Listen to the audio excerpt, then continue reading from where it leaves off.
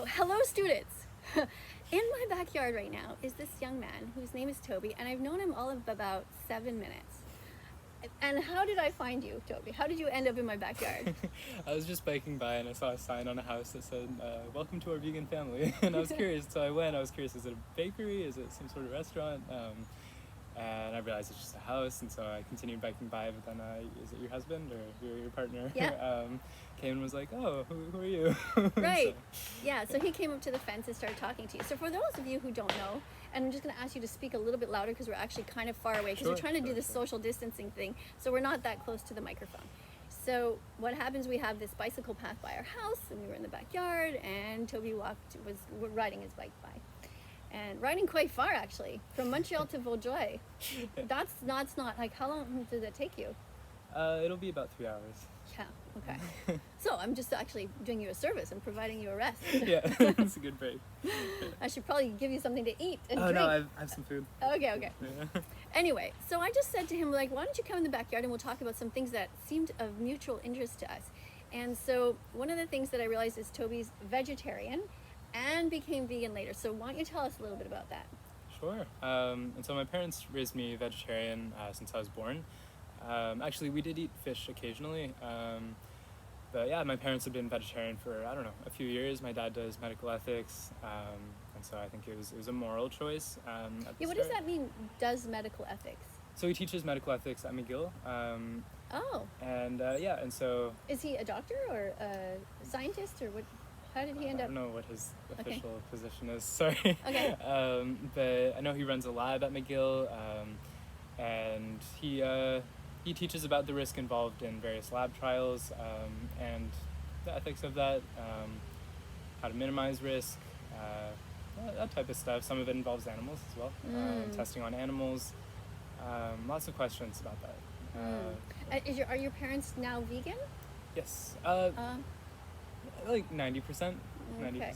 So they're still vegetarian? Yeah. Okay. About once a week. I eat eggs like once a week. So you're vegetarian too? Yeah. I lean on being vegan. The reason I eat eggs is because there aren't too many ethical problems that I know of involved with eating eggs. And if it's a free-range farm, which I understand is not sustainable for the whole population to do, which is why I limit myself to once a week, then I don't see any issue. So why do you eat them at all? Why don't you just not do it at all, since you said yourself it's not sustainable to everybody? I enjoy eggs. It really just boils down to that.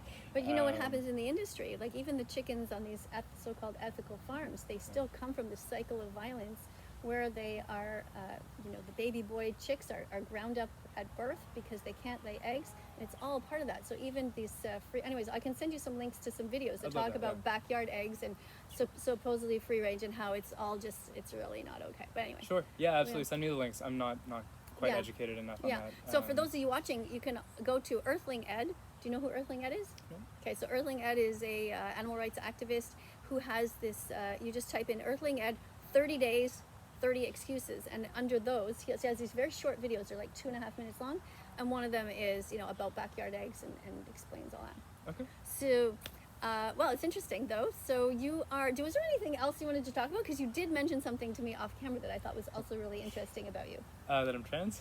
Yeah. Yeah, I don't mind talking about that. Yeah.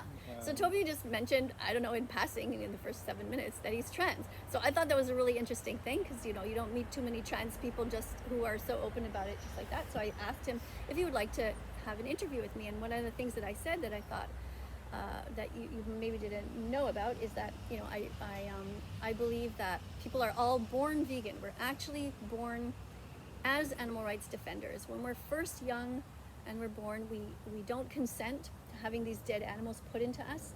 We don't know what we're eating, and in our hearts we don't want to hurt animals. Most kids, given the chance to play with a pig and eat the apple, will eat the apple, won't think of eating the pig, and I think that's what's in our hearts. And I was saying how I find that interesting, that I relate it to this whole trans thing, the LGBTQ community, and how you're born a certain way. We're all born a certain way, and I also think that we are born vegan.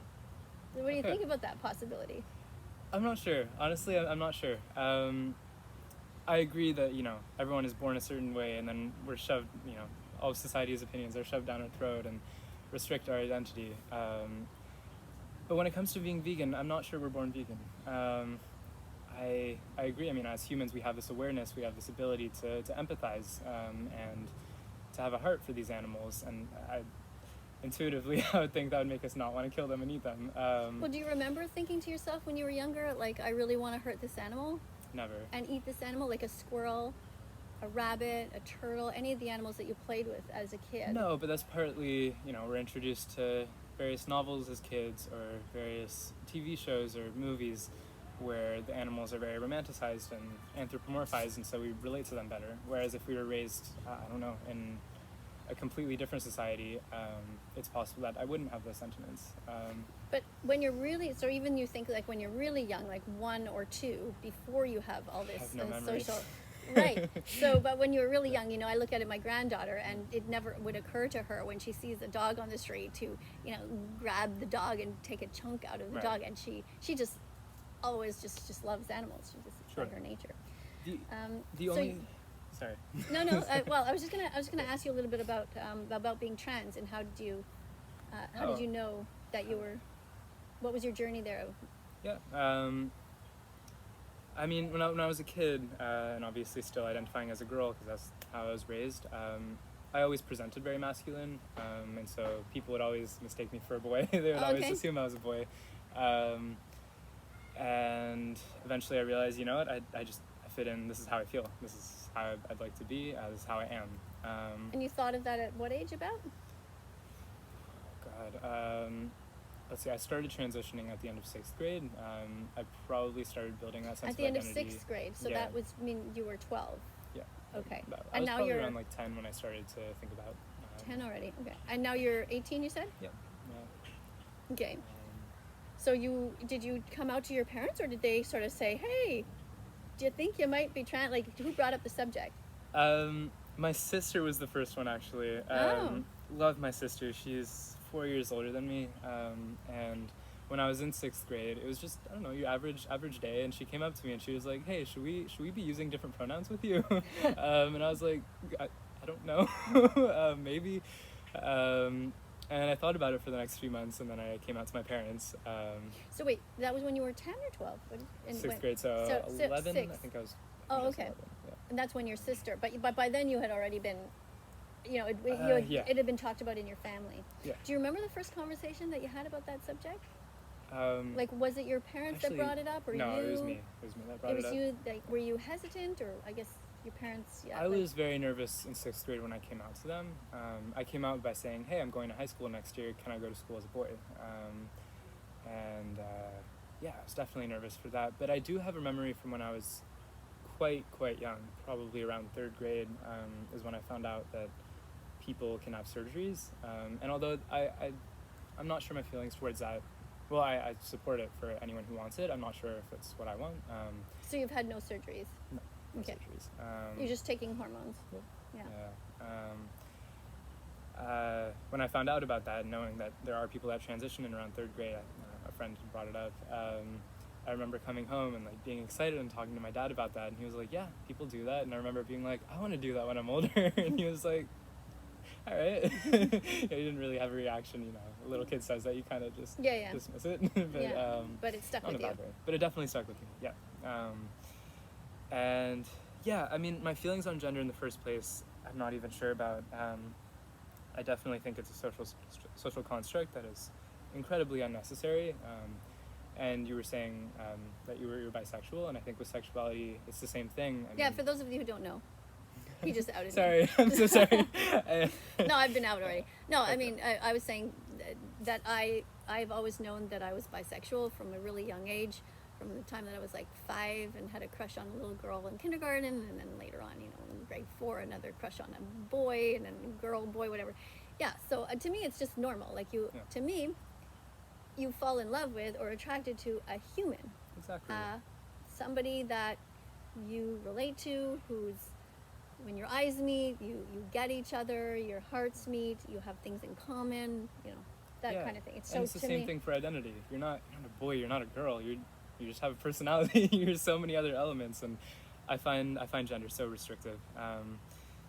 And so, yeah, when people ask me my gender, I usually say non-binary, just because I don't like fitting in with something so narrow that can't really be defined. But with pronouns, I really don't care what pronouns are used with me. Oh, no, you don't? No. No. So if somebody refers to you as she, it doesn't bother you? After all this time? Really? Really? Okay. Yeah.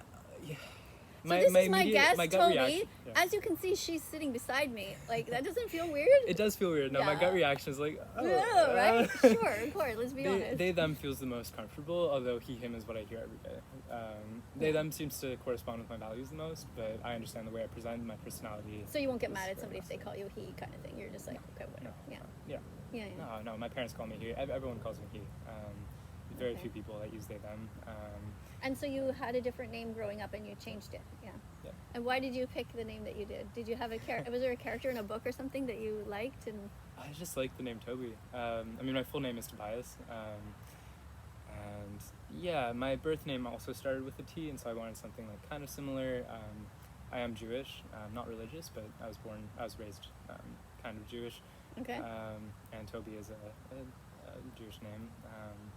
And so sort of a mixture of a bunch of things. But Okay. no, I don't think there was any particular character that made me want the name. So these are all interesting subjects to me, and you've just mentioned the fact that you're Jewish. So one of the things that I also speak out against, people have heard me on my channel, is the right to keep our body integrity, everyone, females, males. And one of the things that they do in the Jewish religion and in many other, religion, and even just culturally, randomly, is to circumcise baby boys. Mhm. And I have a strong opinion that that is not okay, and that people should wait and let the child decide for themselves if they want to be permanently disfigured. Do you have an opinion on that? I agree with you, I think. It's funny, in my class we were talking a lot about cultural relativism, which is basically the idea that it's unfair to judge any culture because our sense of right and wrong comes from how our culture, what our culture tells us, and it's not like there really is right or wrong. The problem Ever? with that, You don't think there's right or wrong in cultures? no, that's the problem with cultural relativism. That theory is that it makes, like, at one point, what are human rights? You have to have something that can be spread across all cultures or all societies. When it comes to circumcision, I think I agree with you. I haven't thought a huge amount about it. Have you seen the documentary American Circumcision? No. No, it's a good one to watch. It's it's like almost 2 hours, I guess, or whatever. It's a full-length documentary. American Circumcision. You can watch it. It's Okay. pretty interesting. Also, other documentaries. I don't know if you've seen any ones, but I often promote them on the channel. And one of them is called Dominion Movement, and that's about what the animals go through. It is filmed in Australia, all undercover footage, but it applies to everywhere in the world and how animals are treated. Another one's called Earthlings. Yeah. Have you seen that or heard of it? I've heard of it, yeah. Yeah. So Earthlings came out before Dominion Movement. Yeah, the only documentary I've seen regarding animal rights is Cowspiracy. Okay, Cowspiracy. So Cowspiracy is another one, and more recently, just I don't know if it's 6 months ago or something, another one called Seaspiracy. Have you heard of that? Yeah, I've been meaning to watch that. Yeah. So it's pretty dramatic what what we do to the seas and why it's so important. You mostly became vegan because you were vegetarian as a child, and then because of the environment is what you said, right? Environmental reasons, yeah. So what can you tell us a little bit about why it's important to be vegan to help the environment? I don't have the statistics off the top of my mind. You don't need to know statistics, but in general, what is it? Yeah. What is it that it does? How is it related? For somebody who's, let's say, because sometimes I have teenagers who are like, or 10, 12, 14, 15 years old, who really don't know the connection. I mean, some of the factors are the amount of food that we need to feed the animals that we're eating, which could be used to feed us instead. Takes up so much land, needs so much water. Big thing for eating beef, especially. The amount of water needed for that is absolutely insane. Now, when people talk about water, they often, when people say water, it's hard to understand because you think to yourself, well, how does it take water to make beef? But it's everything. It's like the rainwater that goes into the ground that to create these crops. and of course all of the washing away of their feces and everything involved, and cleaning of everything, and just huge amounts. And so you're saying is that it's better to just eat the crops directly than it is to filter the food through the animals for the environment. Exactly, and that doesn't even include the packaging done for the meat, which is also insane. And when it comes to seafood, our oceans are doing terrible right now. Just absolutely terrible. Bleaching of coral reefs, among so many other issues. Can you tell people what that means? What does that mean? I The don't think I have bleaching. the proper word to define it. If you have the But, proper word, but when you say the bleaching of coral reefs, did you see that or read that somewhere? Like, what does that mean? What does that mean to bleach the coral reefs? I don't have the science to be able to say that, honestly. But what you're saying is basically that the coral reefs are depleting and that they are not flourishing. And this is along the edges of the shore, often where there's different fish and different marine life that needs these, and they're beautiful. And when they start to deteriorate, it's just a sign that things are really going wrong. In the movie Seaspiracy, you'll also see about fishing lines and how huge amounts of plastic are just dumped into the oceans. And scientists expect that by the year 2048 that there could be fishless oceans, because we are just raping them, and just these huge gigantic fishing nets that just scoop up everything in their path and then just murder everything, and they just pick out a few things. So if you're trying to get tuna, which is as big almost as a dolphin, you're also killing the dolphins at the same time, and it's all of us intervening in nature. So although on this channel I often say, look, being vegan, well, I always say being vegan isn't about the environment or your health, it is about the animals. It is a moral baseline, but it's very tied into the environment, because if we destroy the environment, we destroy the animals' place here on Earth and in the oceans. Agreed. I like that. So what did you eat today? What did what did I eat this morning? Or what are you going to eat? You're going all the way to Vaudreuil. By the way, that's where I used to work. I used to work in the school board there. Oh, no way. Okay. Oh, you got something. I got a lunchbox. Oh, show and tell. This morning, what did I have? Coming up next is Toby. He's going to show us what he brought from home. What did I have? I had a bagel this morning with some cashew-based butter and jam. Okay, so cashew butter, okay? You heard the cashew part, not just butter. Just, nut butter is fine. I had an apple. So let's see, in my lunch here. Oh my God, this is such a cute container. Where'd you get that? I'm not sure. Can you hold it up and show everybody? Got Look how cute bunch that of is. Compartments. Oh, I love compartments. So what do you have here? Carrots? I have carrots. Two different kinds of carrot, purple carrots and orange carrots. Cucumbers, some orange peppers. Here, hold it up a little bit more in the middle there so you can see. Yeah, okay. And then over here. What's on the sandwich? In the sandwich, so I grated some purple carrots as well. I Looks have like some kale. ground tomatoes, some kale, and some veggie pate. Okay, veggie pate. So that veggie pate, for those of you who don't know, it's like look almost like a meat spread, but it's made out of vegetables, right? It's ground up and. Yeah. And what's over here? Over here, I got some dried apricots. Got these things there. They're pretzels filled with peanut butter inside. Peanut butter pretzels. Okay. Nice snack. Yeah. Cashews, some And chocolate chips. Vegan chocolate chips. Yeah, they're dark. They look dark, so they're vegan. Yeah. No milk in there. No milk in there. Oh my God! And then. I got some pears and some mini Are plums. they dates? Plums? No, they're plums. Well, see, this is like perfect. This is exactly what I teach my students to do, is to have a lunch that is filled with a ton of different varieties. Yeah. So like this in a typical meal, if we counted this, how many different vegan foods are there? Like about 15, right? If you just count every single one. Yeah. And if you start throwing spices into things, it's great. Yeah, absolutely. Yeah. Does that have a brand name? I want that thing. That's so cute. Tupperware. Oh, it is Tupperware brand. Yeah, Oh, okay. Okay. Yeah. That's a perfect size too. Yeah. Nice and big. All right. Well, Toby, thanks for coming by. Yeah, my pleasure. Thanks for having me. You're welcome. And I guess we will maybe see you. Maybe on the way back you'll come by and say hi again. Are you actually riding your bike back like tomorrow? No. My partner has a car. She's gonna drive me back. Okay. All right. But does she live out there? No, she also lives in Montreal. She just has a job for the next few months. Okay, cool. All right. So you want to say bye to everybody? Bye. Bye. Have a good one.